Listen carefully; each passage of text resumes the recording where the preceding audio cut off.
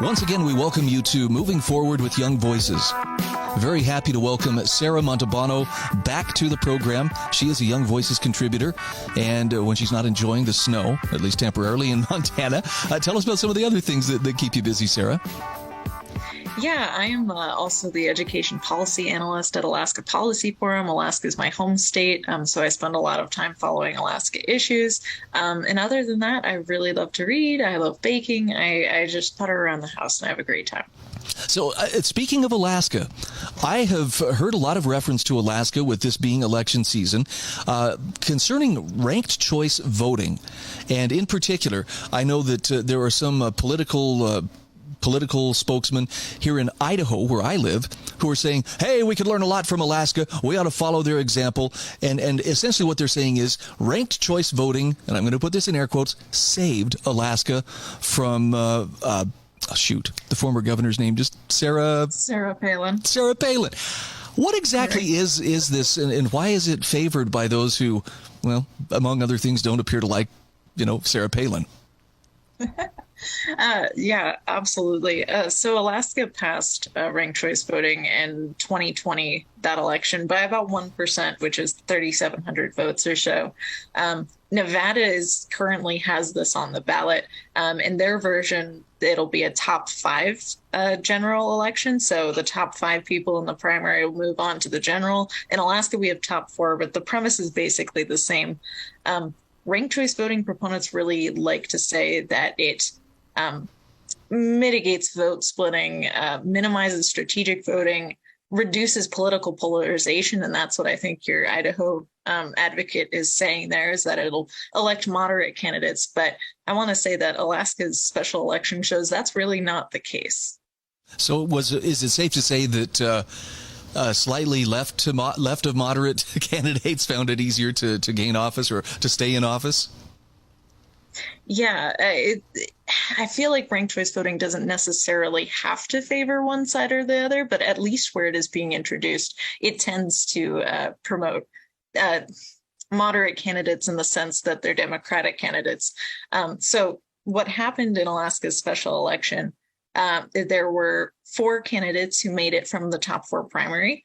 Sarah Palin, former governor, Republican; Nick Begich, Republican; Al Gross was a nonpartisan who decided to drop out before the general election. So that really threw a wrench in predictions. And then Mary Peltola, the Democrat, got about 10%. And what happened in the general election was she earned a lot of votes and came in first, and she didn't have to be eliminated. And so the Republicans ended up splitting their votes between Palin and Begich. Begich was eliminated first. He had about 28%. So his votes were distributed among Palin and Peltola, and slightly more went to Palin than Peltola. But about 11,000 of those didn't vote at all for a second choice. And so had Palin gotten about half of those, she would have eventually won. But Peltola did make enough. Now we have a Democratic representative from Alaska. And that's an unusual sentence. I can't tell you how much this reminds me of when my sister and I would play board games as kids, and she, being older and smarter than me, would change the rules mid-game, especially if I was having a particularly good run at the game. Suddenly the rules would change and I would find myself losing, every dang time, and that's what this reminds me of.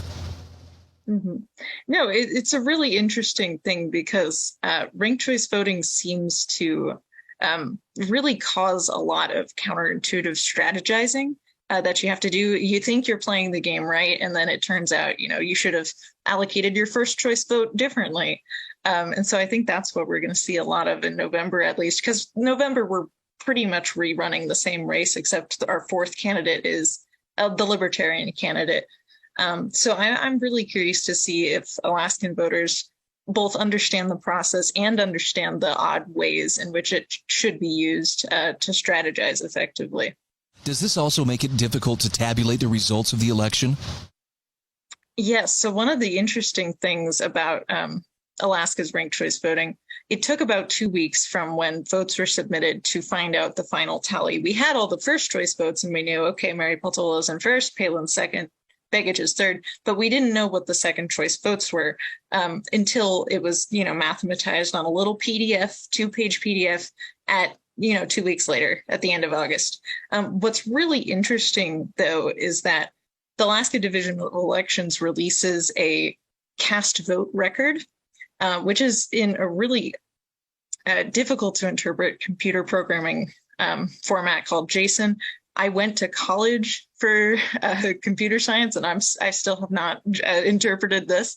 And so that means, citizens aren't going to be able to verify this themselves unless they have that computer knowledge, which I think is really difficult to foster trust in the system. You can't see how the votes are actually being tabulated.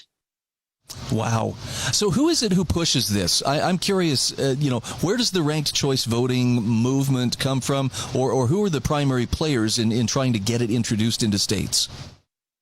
Absolutely. Nationally, organizations like Fair Vote are very interested in ranked choice voting. They really find this a system that, they say will promote moderate candidates and things like that, that there's no more errors usually.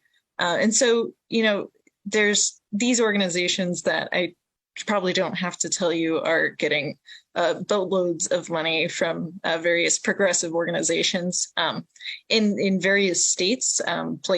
These state-based organizations tend to be funded from national causes rather than local donations and fundraising like that. And Fair Vote, definitely has a perspective on ranked choice voting. Well, and as you point out in your article, this places a little extra burden, not just on the candidates and the parties, but also the voters. You have to start strategizing. Okay, but if I vote like this, how could it go? It seems like it takes something and complicates it when it really shouldn't be complicated rather. Mm-hmm. I definitely agree with that. There's a paradox that ranked choice voting actually illustrates in the political science literature. Preferential voting, the way it should work is that ranking your favorite candidate first should only help them. It shouldn't be able to harm them. But ranked choice voting, ranking them first, can actually harm their chances. And so what we might end up seeing in November, you might choose to rank the weakest candidate of the other party as your first choice, saying, well, I'd like the strongest opponent to be eliminated from the Republican Party. You could say, wow, we've got 2 Republicans, 1 Democrat. Let's, try and make the weakest Republican survive so that they will be knocked out in that, kind of unsavory choice between the Democrat and the weakest Republican. So that's going to be really interesting. I wonder if this kind of strategizing is really going to be understood by voters to actually weaponize that kind of thing. But it is going to be really, really interesting to watch. So are there any states other than Nevada that are considering putting this on the ballot and making this their system?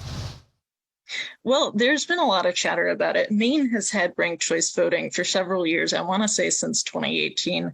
And they've it's really complicated their elections. A lot of municipalities and cities are considering this too, if they haven't already. I think this election cycle, there's 10 or 12 cities that are doing this. But Nevada is the only state that's put it on their ballot this go around. Okay. I know that the talk is going on in my home state of Idaho, where they're saying, this is really something we should consider. You make a very powerful case for why we should take a close look at it and then carefully carry it to the trash can and leave it there. I don't see this improving things in any meaningful way. Anything else we've got about a minute left here, but is there anything else on your radar screen that you would like our listeners to be aware of as we come closer? I mean, we're 2 weeks away from the midterms. Want to prognosticate for us at all, Sarah? Oh, that's an interesting question. I just want to remind voters that if you are a Nevadan considering this on your ballot, or you're in the states and you're shaping the debate in your home state, just try to remember that the most interesting balloting system is not necessarily the best one. You would like voting to be very simple. You'd like to make it easy for everyone to participate in this democratic system, or else it's favoring the more interested, more educated, more organized groups they're going to take the time to actually do all of this strategizing. So that's something I'd think about, and just go out and vote in the midterms, please. It's very important. Yeah, I don't want to sound like a denier or anything, but I get nervous when it takes more than a night to count up and tabulate the votes. This is the kind of thing I'd like to see resolved quickly, and it sounds like this adds some complexity that actually adds time. Yeah. Not sure that I'm interested in that. Sarah, thank you so much for visiting with us. Again, we're talking with Sarah Montalbano. She's the education policy analyst at Alaska Policy Forum, also a Young Voices contributor. Where can we find you on social media? You can visit my Twitter handle at Sarah Montalbano. The O is a 0. Thank you.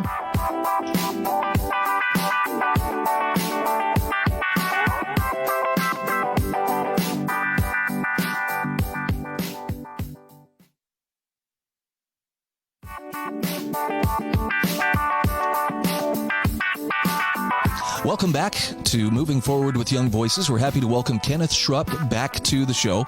Kenneth, you're going to be a familiar voice for some of our listeners, but for those who are meeting you for the first time, tell us just a little bit about yourself. Hi, Brian. It's a pleasure to be on again.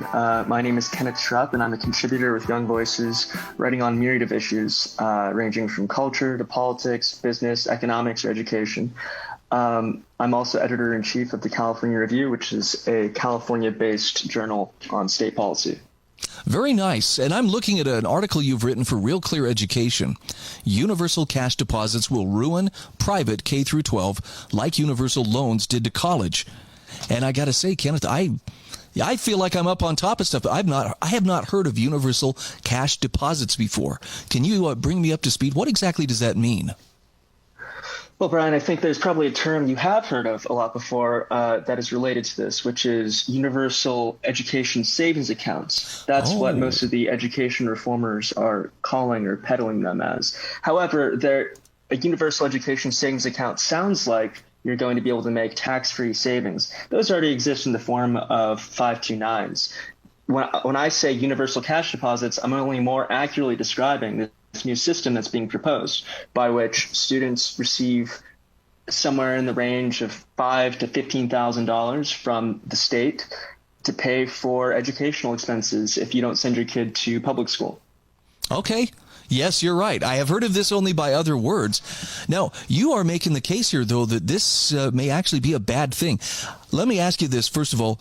Can we differentiate? When I hear people talk about, hey, the money should follow students rather than just the system, does it fly in the face of that, or is that what they're attempting to do here? I think okay, well, this is what they're attempting to do, but let's also realize that most people pay far less in state taxes than they receive in the cost of education for their children, right? The average money that a state will spend on a public school student is about $15,000. I'm just using California data here, whereas the average household pays only $5,000 in taxes. So for each kid, if you think that people should get the money back that they're saving from not sending their children to the public school system, it should be more like they're receiving what they've paid up to the amount that they've paid in taxes, rather than a much larger subsidy that will increase inflation for whatever is being subsidized. So let's talk about what is the big danger involved in these universal cash deposits. I know anybody loves the idea of cash, free money, but tell me what the downsides are. Well, as our good friend Milton Friedman once said, there's no such thing as free lunch. There are two major threats posed by these universal cash deposits. First, it's just going to make school very expensive. We already have a lot of data on what happens when you create universal programs like this. Prices skyrocket and enrollment doesn't actually increase much at all, if anything. Arizona, for example, I believe the data is 80% of those who are receiving these, have signed up for the universal cash deposit plan that was just put into law there, already were outside of the public school system. So this is just people who already have money and are going to use this money to spend on other education-related things, or drive spending elsewhere in their lives, which is fine, but it's not like it's dramatically increasing enrollment. Second of all, our private school system is already pushed to the brink. During COVID, private schools were the only ones that remained open, so parents flooded to them. There are extremely long wait lists. Tuition is already skyrocketing. If you create a subsidy that is as high or even higher than the average tuition for private school, then what you're going to naturally see is the prices skyrocket out of control. If you are a fully enrolled private school and you charge $10,000 a year, and suddenly everybody is getting a $10,000 subsidy, you can raise your prices to $20,000 without any impact to your actual students, because you're not taking any more money out of their pockets. You know they're getting it anyway. Your school is already full. So what ends up happening is schools will increase the tuition by even more than the subsidy, because the subsidy makes it affordable for more people. Wow. Well, when you put it that way too, I'm seeing the parallel between, just like we saw when universal college loans were made available and, people started taking out student loans. What happened to the cost of tuition? Higher and higher. Exactly. It all started when you created these universal loan programs. You can't do that. You can't just give out money to even very wealthy families, give everybody the same amount of money, and expect prices not to change. So here's the other problem. Right now, there's some strings attached on what you can spend this money on. Why do people assume that it's always going to be Republicans in control of the states that are giving out these funds? Do we really think that someday Democrats, for example, might take control of Arizona and then create rules and stipulations on for these private schools who become hooked on this public money? They'll have no choice but to surrender and do whatever the state Democrats say. They will have to teach whatever the state Democrats want. Wow. Okay, no, I'm hearing you. Now I have to ask, Kenneth, just for the sake of those who are going, well, are you against school choice? Are you for or against school choice? I've always kind of figured you were kind of a school choice guy. I am extremely against the control that unions have over our schools. I don't like the Department of Education. I don't like the centralized control of education through controlling the books, controlling the funding. I don't like any of that. I think students should have far more choice in their education, and what form that choice takes. I think if you want to pay for private school, you can pay for private school. Private schools are relatively affordable and relatively good value because they can only spend what parents are willing to pay. I think charter schools should be a fantastic option for most people. The average for-profit charter school gets only $9,800 per year from the government. That's about half. That's not about half. Let's say the average public school spends about $16,000 per student. They get a very much smaller amount than the average public school gets, or even how much the average private school spends in tuition, which is $12,000, while having some of the best educational outcomes in the country. So if we really are for school choice, we would be, in fact, an advocate for shutting down these union schools in the inner cities that receive all this federal funding to keep the unions afloat and send kids to horrible educations, and open up charter schools in their place that cost less and do almost as well, if not better, than the private schools. I'm sorry, I had to pause for a moment because off in the distance I could hear howling from the teachers' unions. No, you can't do that. What you're saying, though, makes perfect sense. And again, without subsidizing, without getting government more involved in education, or at least deeper involved than it already is, I think you make an excellent point here. This sounds like, though, it might be a hard sell for I'm going to say conservatives, or people who are on the more conservative side of things, who are just looking for a way to find some choice. I can see where they would be tempted and maybe not see some of the undesirable effects that come along with this. So I'll be cynical here, and I'll say, look, the demographic that matters most in elections in America for the last few decades has been suburban parents, especially suburban women. And if you're going out and you're saying, I'm going to give you $10,000 to take your kid out of the public school that's teaching things that maybe you don't want them to teach, or just aren't very good, you're going to be able to buy their vote. I think there's an element of that. And I also think that the private schools probably would want to advocate for money to boost their budgets and do whatever they want without any actual strings attached. Of course they're going to want this. Yeah. But the consequences, the long-term consequences to private education are not worth it. The long-term consequences for the cost of education overall for K through 12 would be debilitating. I don't see what's conservative at all about this. Conservatives are supposed to be like these elephants that think, that see into the future, that consider consequences. And we're not thinking about the consequences. No. You make an excellent point. Again, we are talking with Kenneth Schrupp. And Kenneth, for the sake of people who want to follow your work, tell us again, where can they follow your writing? Well, the easiest way to follow my writing would be to follow my Twitter. I wish I were a little more active, but maybe it's better that I'm not. My Twitter is Kenneth Schrupp. Last name is spelled Schrupp. Very good. Nice to talk to you once again. Thanks. Thank you, Brian. Have a great day.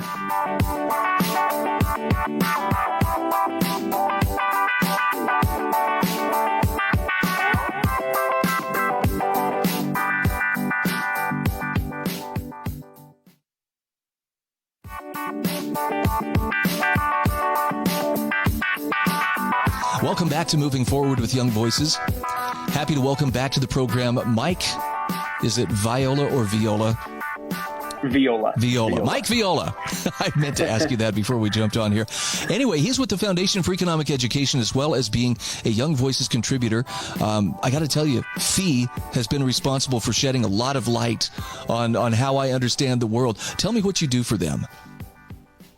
Yeah, so I'm the head of analytics at FEE. So I'm in charge of figuring out who among our target demographics we're reaching and how we get that message in front of, as many more young eyes as possible. Nice. They do such a wonderful job. So, we'll include a link to your article, and hopefully people will go further than that link and actually check out FEE for themselves. Let's talk a little bit about the article that I see you wrote for, this is thecentersquare.com. Republicans should follow Florida's lead on ESG investing. It's just within the last year or so that I have started to hear about and comprehend ESG. For those hearing it for the first time, what does that refer to? Sure. So ESG investing, it's short for environmental, social, governance investing. It's a bit of an ambiguously defined concept that at one point meant using those three factors as, a part of many other investment factors in figuring out potential risks in an investment. Like if, say, you're investing in a company, you think maybe they're unusually prone to environmental risks, that should be a part of what you consider before you invest in them. However, that and sort of the progressive politics behind those letters have unfortunately gotten a bit mashed together.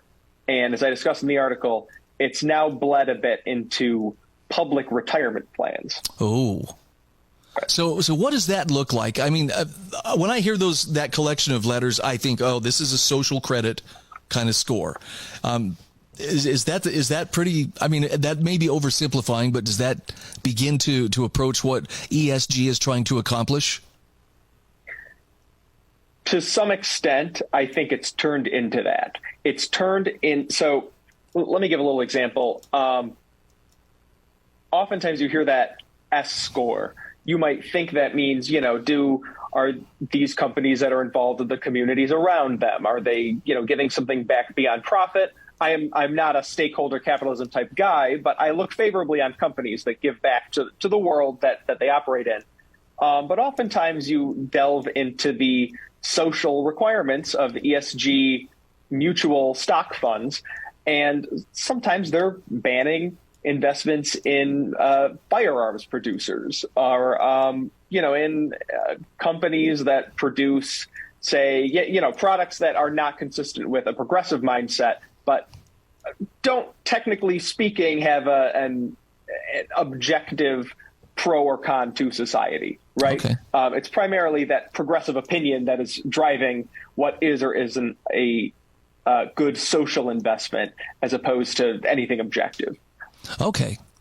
I can see, though, where that could get tricky, like in a big hurry. So where does this originate? Who are the driving forces that push this kind of mindful investing? So the concept has been around for decades, and it's meant different things to different people. It's been a pretty innocent, good faith process for a lot of mutual fund managers for a lot of that time period. I actually, before I worked at FEE, I worked in the private sector in finance at a company that was doing a lot of data around these ESG factors. And a lot of the investments that we covered that use some sort of ESG process were indeed doing so for financial return, risk return assessment purposes, and not for this more ideological sense.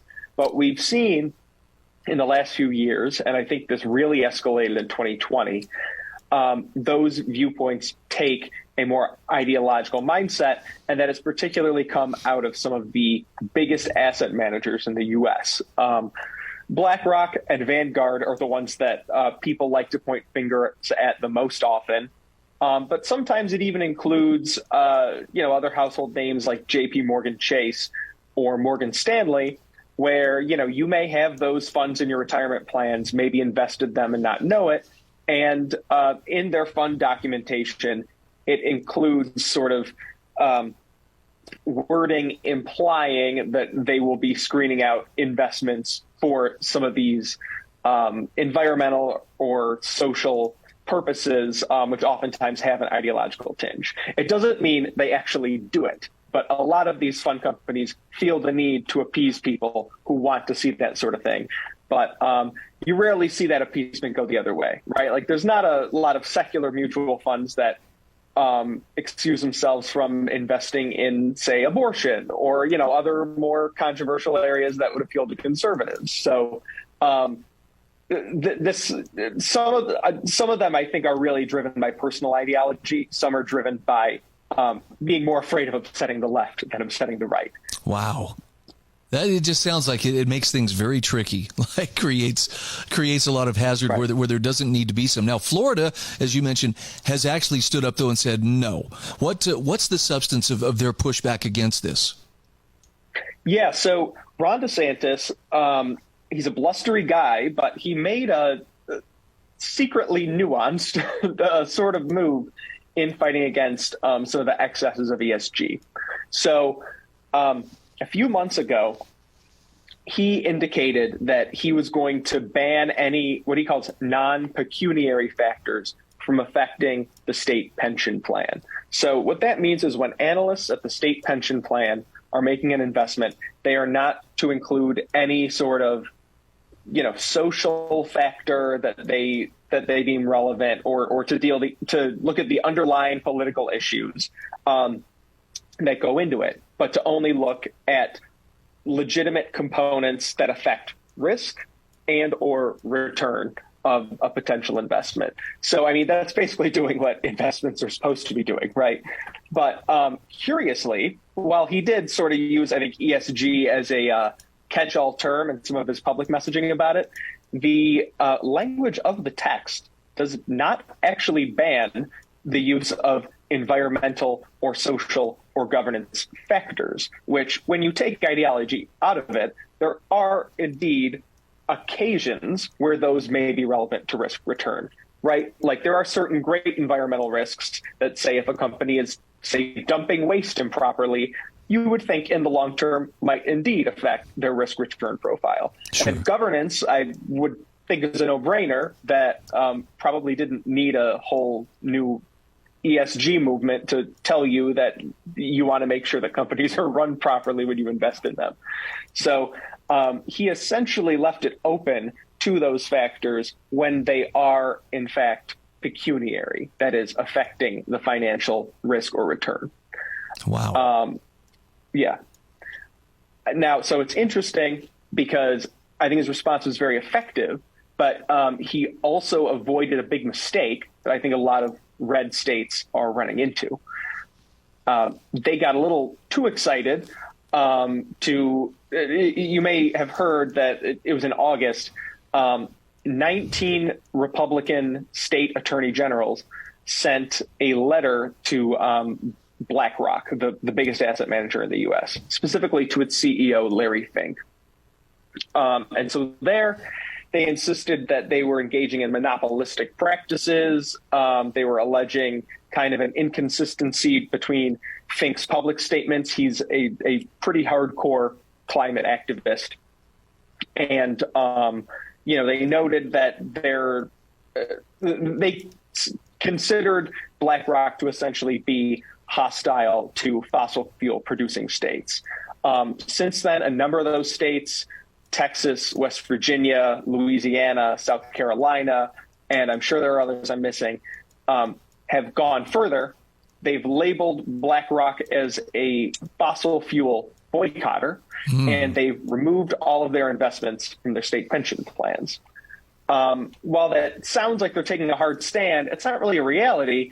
BlackRock actually has been a major investor in the Texas oil industry, regardless of whatever their public statements are. They put over $100 billion in the Texas energy industry, and taking the biggest asset managers' plans their funds out of those states' pension plans will actually just leave people invested in those plans with fewer options. So it's essentially, in some sense, they're essentially just doing reverse ESG, right? Like they're using anti-ESG in as DeSantis would put it, a non-pecuniary sense. And they may be indirectly punishing their state's own residents and their financial returns on their retirement money.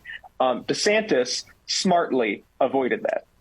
Interesting. Well, it's making me think of the old, you can't fight fire with fire. And I think that bears out in what you're telling us here when it comes to ESG. Thanks again. We were talking with Mike Viola. Mike, tell people where they can follow your writings and follow your work. For sure. So probably the easiest way is to follow me on Twitter at MF_Viola. Sometimes some shorts I've written for fee will also appear on the Foundation for Economic Education YouTube channel.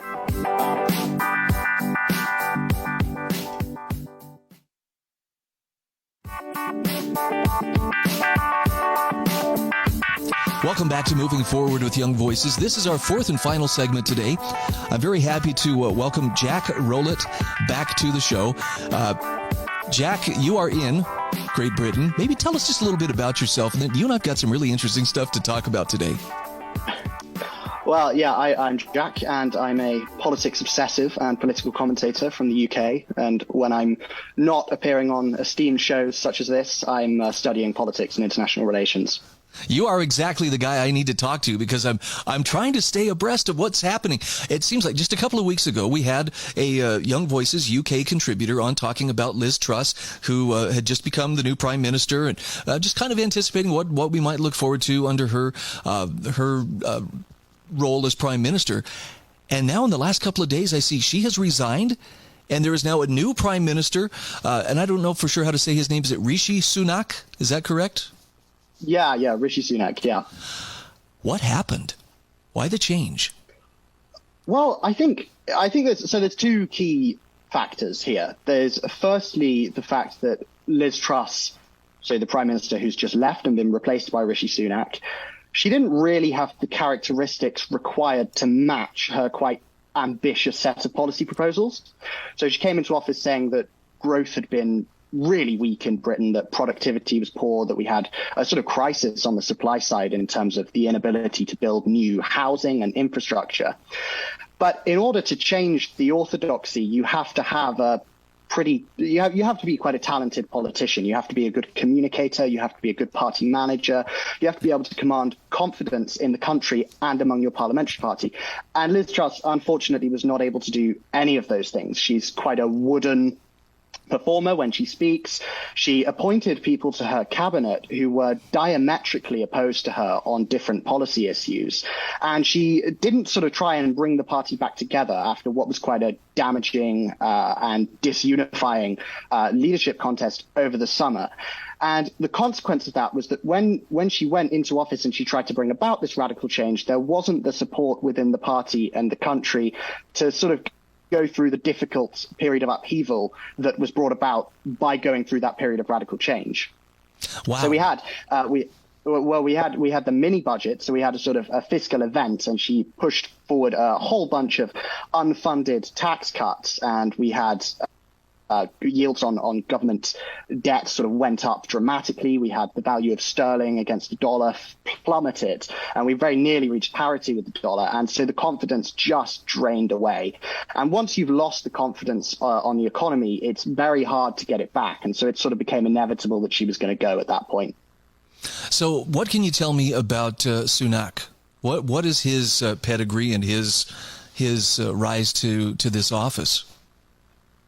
So he really came to prominence just before the COVID pandemic started. He was sort of put in place as Chancellor of the Exchequer, responsible for the country's finances. And the first real impression that people had of him over here was that he paid people's wages essentially during the COVID lockdowns through a scheme known as furlough, paid 80% of people's wages. And so for a long time, he was actually the most popular politician in the country. People loved him because they felt that he'd put his arms around them during this unprecedented crisis. And he was talked about for a long time as being the natural successor to Boris Johnson were he to fall.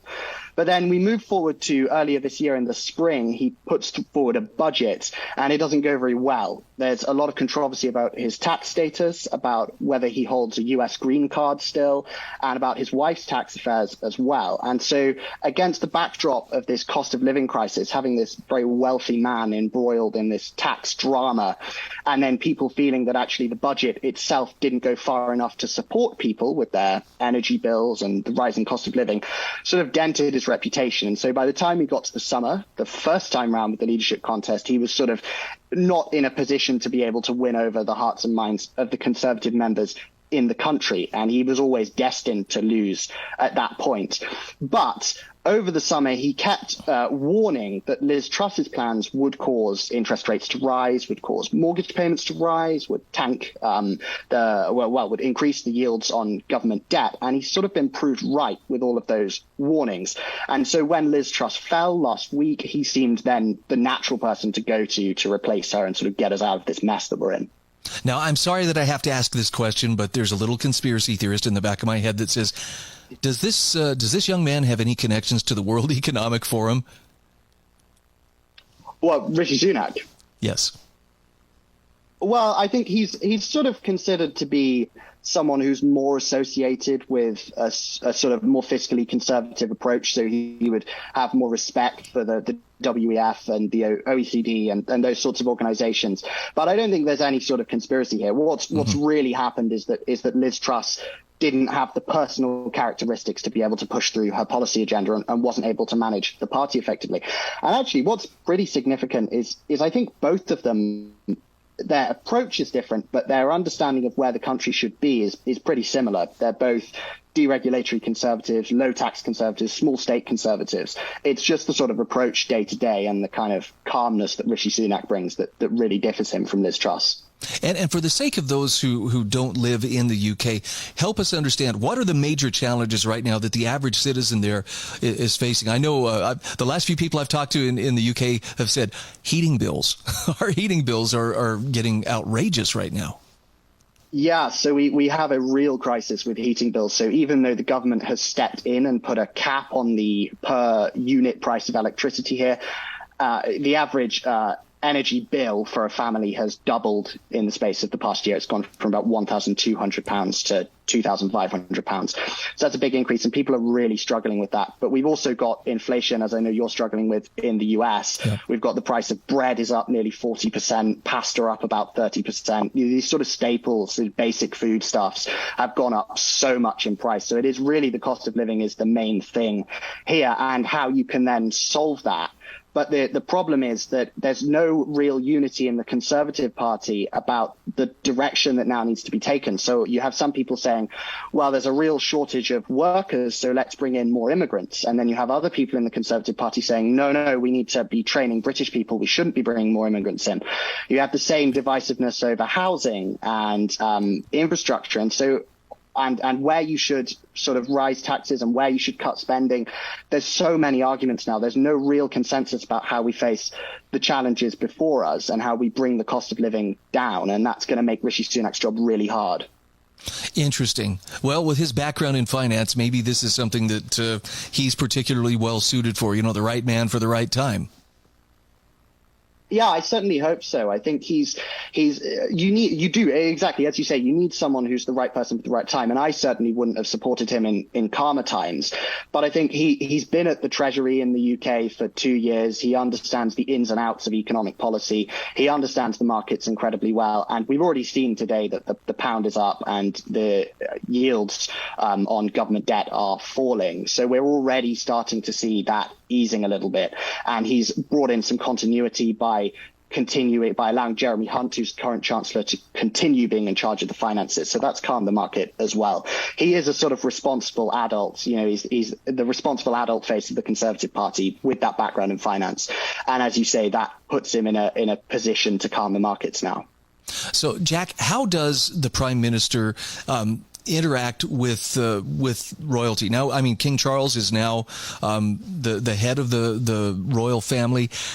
How will they work together?